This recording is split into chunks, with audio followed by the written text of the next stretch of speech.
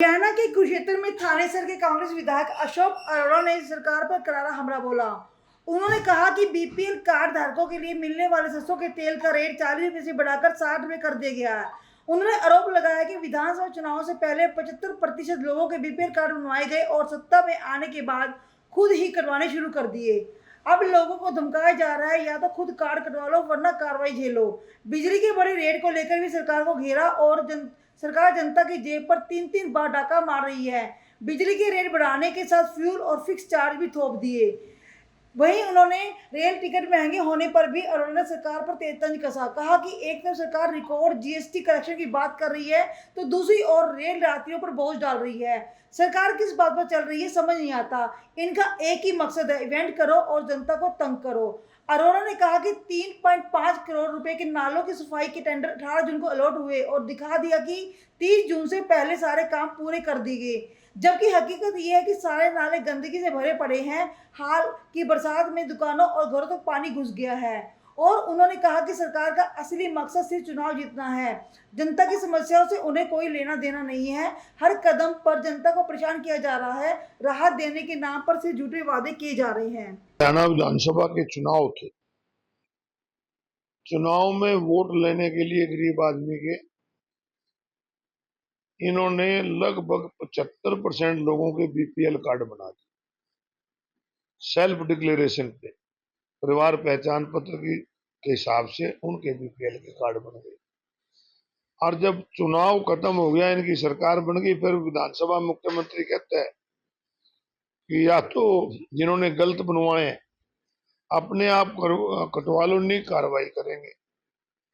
तो जब तुमने बनाए हैं तो उनको बीपीएल को काटते क्यों? फिर जो 40 रुपए में 2 लीटर सरसों की तेल की बोतल मिलती थी, आज उसके रेट बढ़ा के 100 रुपए कर दिए। पहले बिजली के रेट बढ़ा दिए, फ्यूल चार्ज लगा दिया, फिक्स चार्ज लगा दिया। लगातार कैसे लूटा जा सकता है, ये इस प्रकार सरकार काम कर रहे हैं। एक तरफ तो ये कहते हैं कि हमारी बिजली बोर्ड की कंपनियां जो पहले घाटे में होती थी वो प्रॉफिट में हो गई है। जब बिजली बोर्ड की कंपनियां प्रॉफिट में है तो फिर बिजली के रेट बढ़ाने की क्या लोड़ है? बल्कि बिजली के रेट तो घटाने चाहिए। तो ये सरकार बिजली में एक तो फ्यूल चार्ज के नाम पे, एक फिक्स चार्जेस के नाम पे, एक रेट बढ़ाने के नाम पे 3-3 बार हरियाणा प्रदेश के जो उपभोक्ता है उनको लूटने का काम करिए। इसी प्रकार बीपीएल के पहले तो कार्ड काट दिया, रेट बढ़ा दिया। इनका मतलब सिर्फ चुनाव में फायदे के लिए, इनका किसी से कोई लेना देना। कि जीएसटी कलेक्शन आज तक के रिकॉर्ड पे है। जब सरकार पे पैसा आ रहा है तो राहत देनी चाहिए। तो जीएसटी कलेक्शन जो आई है वो कहां से आई है? उपभोक्ता की जेब से तो गई है। तो एक तरफ तो जीएसटी कलेक्शन बढ़ाने की बात करते हैं, ये दूसरी तरफ रेलवे के रेट बढ़ा देते हैं। तो ये सरकार जो है पता नहीं किस बात पे चल रही है। इनका तो एक ही मकसद है, इवेंट्स करो और लोगों को तक करो।